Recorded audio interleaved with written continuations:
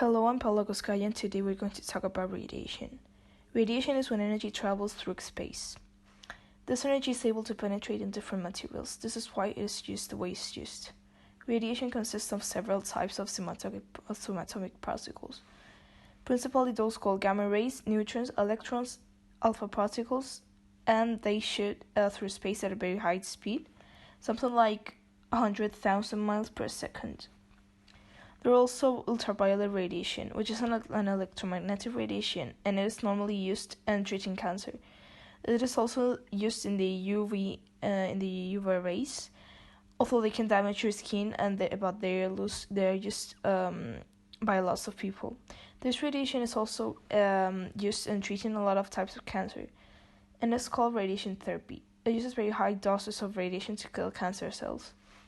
In low doses, it's used for the X-rays. In radiation therapy, there are two types of treatments. The first one, the external beam, and the second one, the internal beam. The therapy depends on many factors, including the size of the tumor, the location of the said tumor, how close is the tumor to normal tissues that are sensitive to radiation, and your general health and medical history, age, etc. It was discovered in the 19th century by Marie and Pierre Curie, although Henri Becquerel was the person who discovered the phenomenon of radioactivity. But afterwards, Marie and Pierre Curie were the ones who continued with all the studies and afterwards named it radioactivity. They originally thought that the rays were produced by uranium salts after a large exposure to the sun.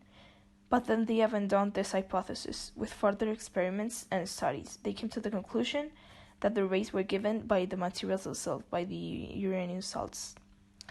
One interesting fact is that Marie Curie died from aplastic anemia, which is produced by a large exposure to radioactivity materials. The way the energy of the radiation is transported through space is by electromagnetic waves, principally. It is dangerous when you're exposed either a large time or to a large amount of radioactivity. In little doses, it isn't dangerous at all. In conclusion, radioactivity is a discovery which has pros and at the same time cons. One pro is that it saves a lot of lives of people from dying of cancer, and one con is that if you're exposed to a large time or amount, it's dangerous. But I think, in my opinion, that the pro of saving a lot of lives pretty much above exposing a large time is dangerous. So I think this is a very important discovery.